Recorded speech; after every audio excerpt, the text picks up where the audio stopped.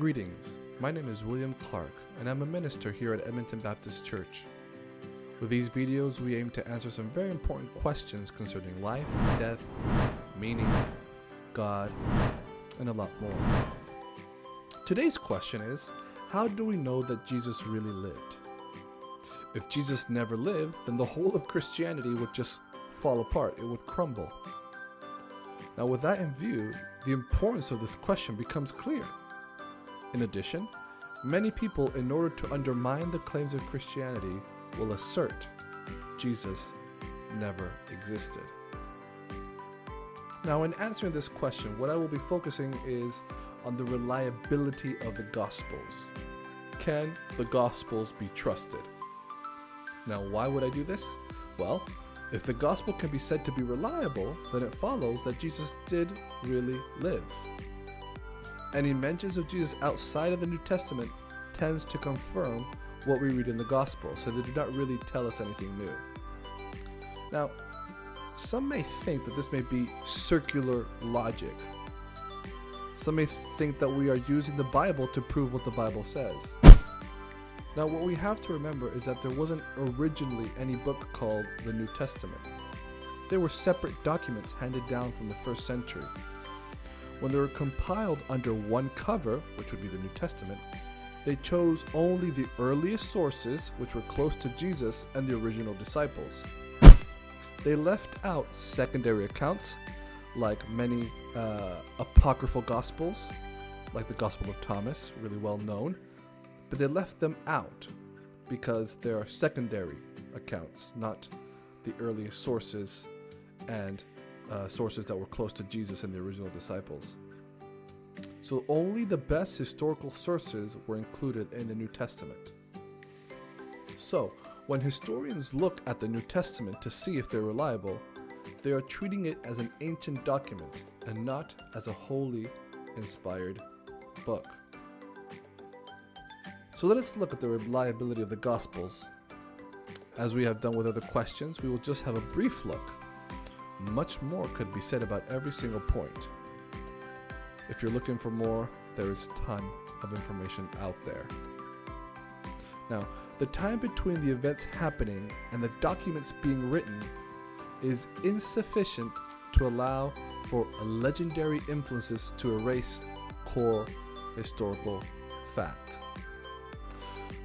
What this means is that the time when Jesus lived and the time that the documents were written down, there isn't enough time for lots of legendary anecdotes to be added into it, and so much so that it would erase the core historical fact. It is very, very short, the time that happens between Jesus' life and when it was written down.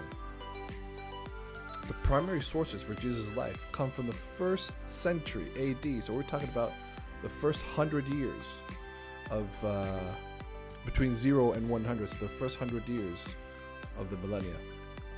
In addition, the Gospels are not the same as folk tales or urban legends, right? So, I heard someone said this about someone, right? No. People that are mentioned in the Gospels are real people. You can read about Pontius Pilate, John the Baptist, in other writings apart from the New Testament, so the people that are mentioned are not made up. Now, there are significant restraints on the embellishment of traditions about Jesus, such as the presence of eyewitness and the apostles' supervision. In other words, there are many people that are named in the Gospels that saw and heard Jesus and are still on the scene. Anyone could go to ask them. So when they were writing the Gospels, they mentioned people by name, so you can go and ask them yourself. If this were a fake document, they tried to avoid that. Furthermore, what was said about Jesus remained under the supervision of the original apostles.